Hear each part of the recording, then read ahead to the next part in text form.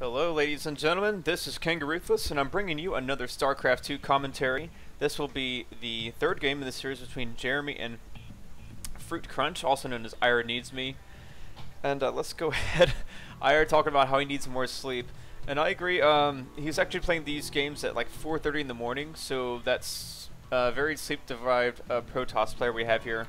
Here are the names. AiurNeedsMe as the yellow Protoss. His opponent in the opposite position will be Jeremy, the teal Terran. So I want to get rid of those and go down to the production tab.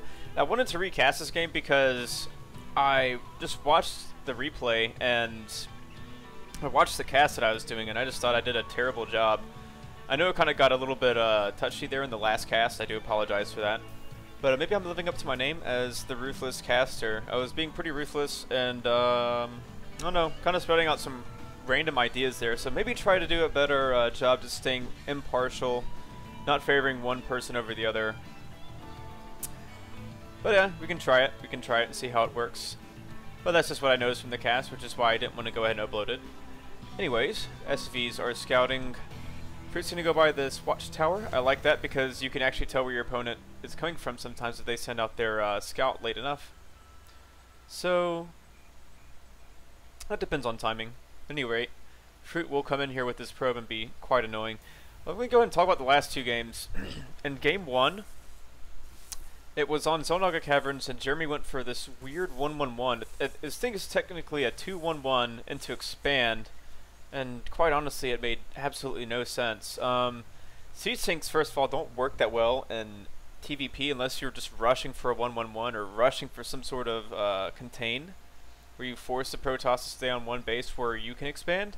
But you don't need to stay on that tech for too long. You actually need to change up your tech a little bit. I think Fruit's probe might get this SEV. I'm not sure. Okay, looks like he will set one of his SEVs to auto repair. The probe will go by unnoticed. And now this Marine will come out. Marines generally make it out at the 3:04 minute mark. But okay, Marine actually shows up on the wrong side of that barracks, so he will not get the probe. The probe will run away to see another day. Meanwhile, Jeremy's SCV is just scouting around the map. So basically, here's what happens first game. Jeremy goes for some sort of crazy 2-1-1 and to expand, and it didn't work because that build doesn't work against Protoss.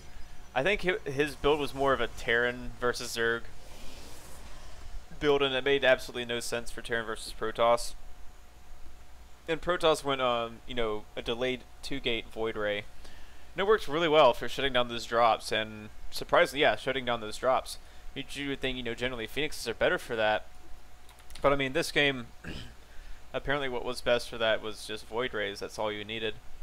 So the game didn't end well for Jeremy. And then game 2, when they play on Daybreak, both players just kind of sat in their base.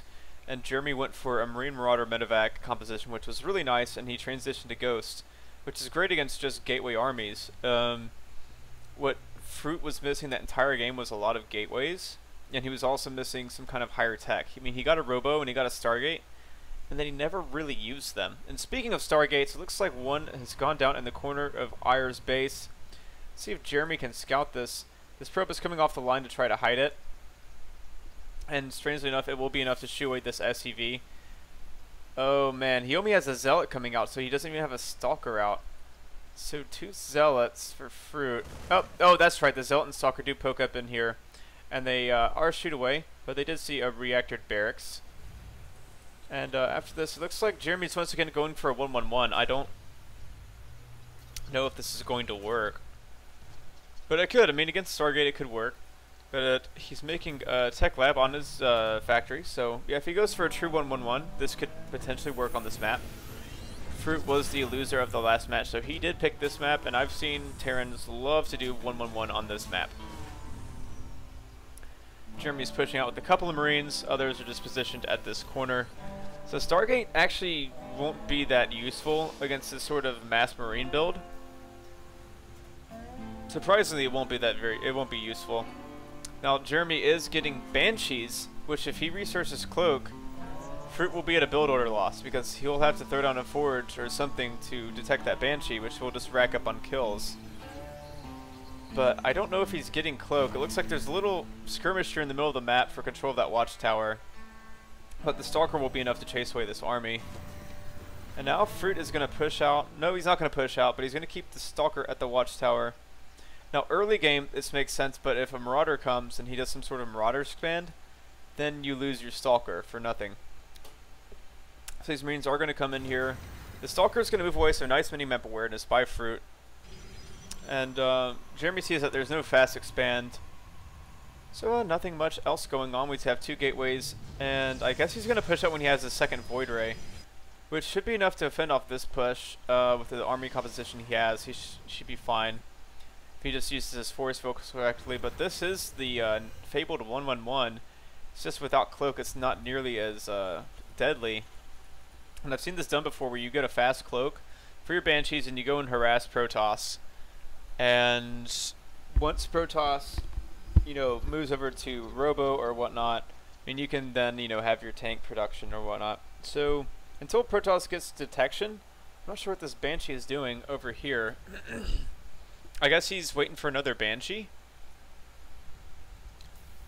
which he's making 1 Viking now, so he's moving this Banshee over here.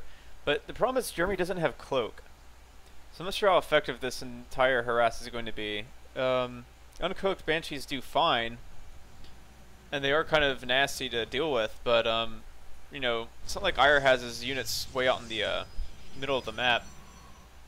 Jeremy will be able to come in here and pick off a few probes at best.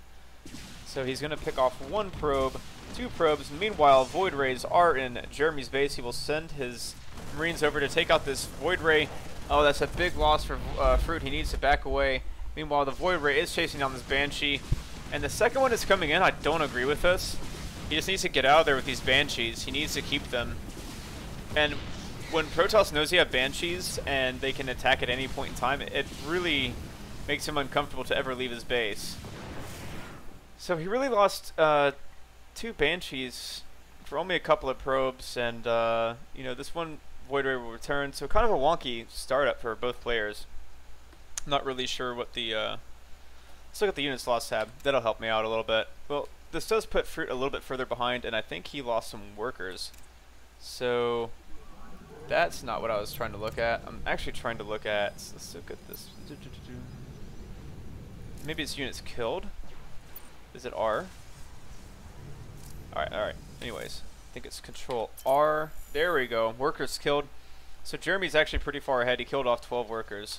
So I'll have to remember that little hotkey right there. And he's going for the siege again. I don't know about this. I mean, he lost some of those Banshees, and as well, he just doesn't have that many Marines.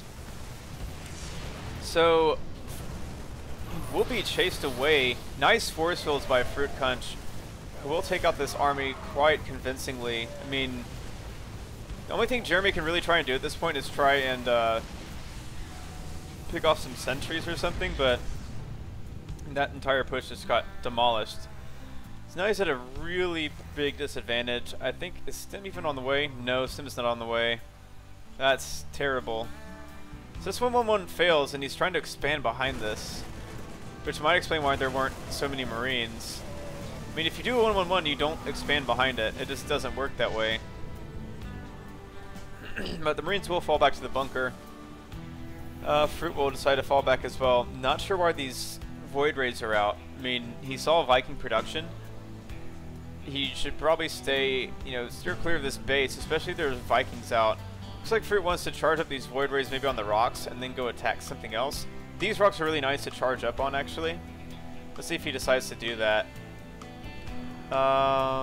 If he charges up on these rocks and then starts focus firing the command center, it's actually really nice.